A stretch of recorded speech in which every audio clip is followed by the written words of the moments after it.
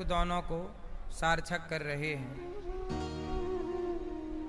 आपके जीवन में जरूर आपने कोई पुण्य किया होगा। एक व्यक्ति किसी और व्यक्ति को भागवत सुनाए,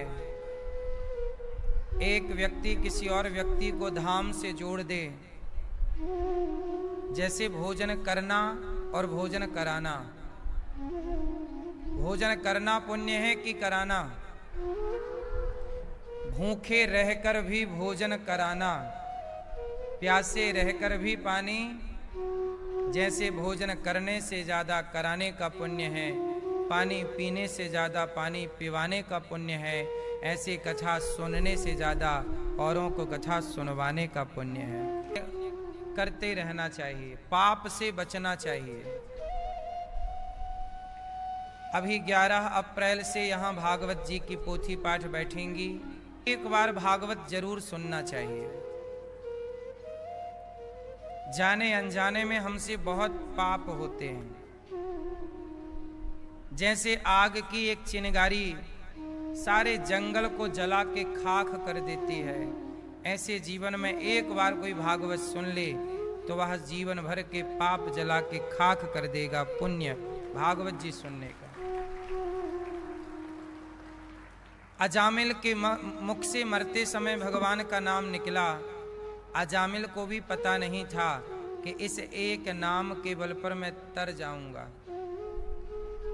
कई बार आपको पता नहीं होता, आप पुण्य करते हैं और जब उस पुण्य का फल आपकी हो चुकी है, जो पितर लोक में बैठे हैं वह पितृगण आपसे यही कामना करते हैं कि आप उनके नाम से कोई पुण्य करें और उनकी सदगति हो।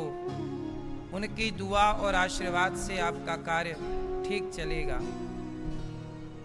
भगवान की कृपा जितनी जरूरी है उतनी ही कृपा पूर्वजों की चाहिए। किसकी कृपा चाहिए? नहीं कहते लोग पितृ दोष है। कौन सा दोष? ये पितृ दोष क्या होता है?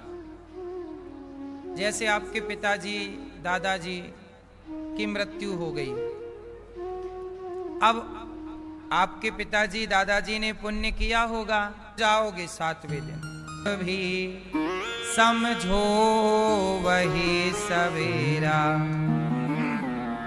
हर भोर की किरण संग, हरि का भजन तू गाना, वर्षों की क्या तो सोच, बल का नहीं ठिकाना। कल का भरोसा नहीं है और हम प्लानिंग कब की करते हैं? वर्षों की। वर्षों के लिए गाड़ी खरीद ली, अब डीजल ही बंद हो गया। गैस चूल्हा महंगा वाला ले लिया, सिलेंडर ही खत्म, अब ले लो चूल्हा। हाँ? काय मैया, आपने ऐसा वाला चूल्हा लिया, उसमें वो भी नहीं लगाना पड़ता, लाइटर, उसमें चट से हो जाता है। अब धरे रहो चूल्हा, गैस ही नहीं है। बोलो हाँ। फिर आ गए ना लकड़ी कंडे में, ज्यादा होशियार बन रहे थे। हाँ, फिर बना रही है मैया बोलो चूल्हा मिट्टी वाला।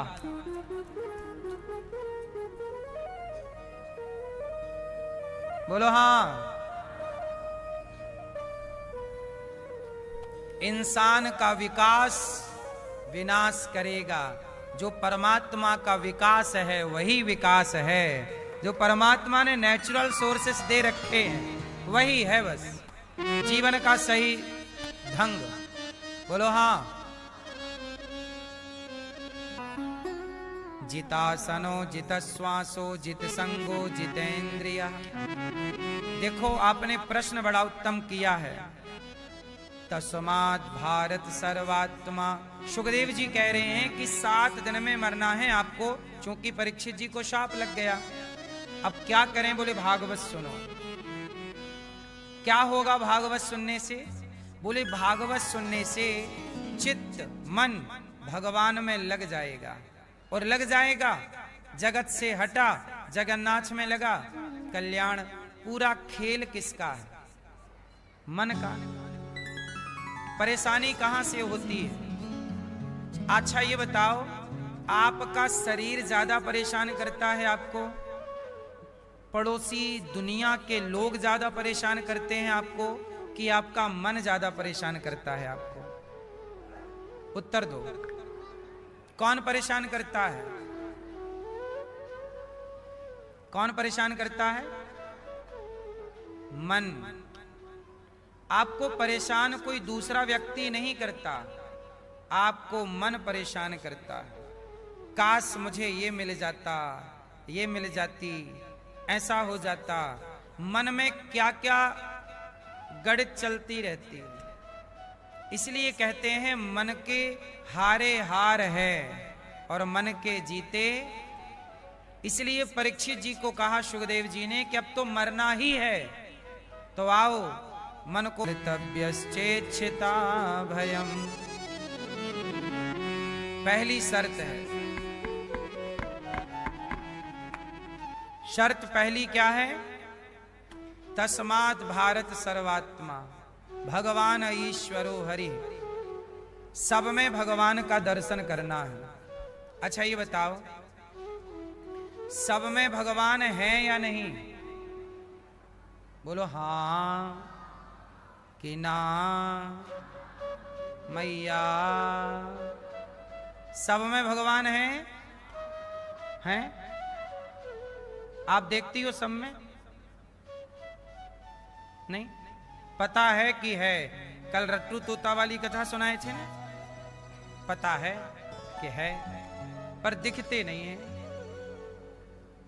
सुनो, नामदेव जी नाम के एक भक्त थे। कहां? महाराष्ट्र में। उन्होंने रोटी बनाई और रोटी बना के वो घी की कटोरी लेने भीतर चले गए कि घी लाऊं, रोटी में चुपड़ूं और बढ़िया भगवान जी का भोग लगाऊं। और जैसे ही वो अंदर गए, कुत्ता आया। वो कुत्ता रोटी मुंह पे दबाया सारी, वो कुत्ता फुर्र भाग गया। तब तक नामदेव जी घी की कटोरी लेके आए। देखा तो कुत्ता भागा जा रहा, रोटी मुंह पे दबाए। नामदेव जी पीछे पीछे दौड़े। अरे प्रभु रुक जाओ, हे प्रभु रुक जाओ, सूखी रोटी क्यों खाते हो? घी चुपड़ लो। लोग बोले वो कुत्ता है, वो भगवान नहीं है। नामदेव जी बोले आपको कुत्ता दिख रहा है, मैंने रोटियां भगवान के लिए रखी थी, तो भगवान ही इस रूप में आकर मेरी रोटियों का भोग लगा रहे हैं। हाँ पता नहीं किस रूप में।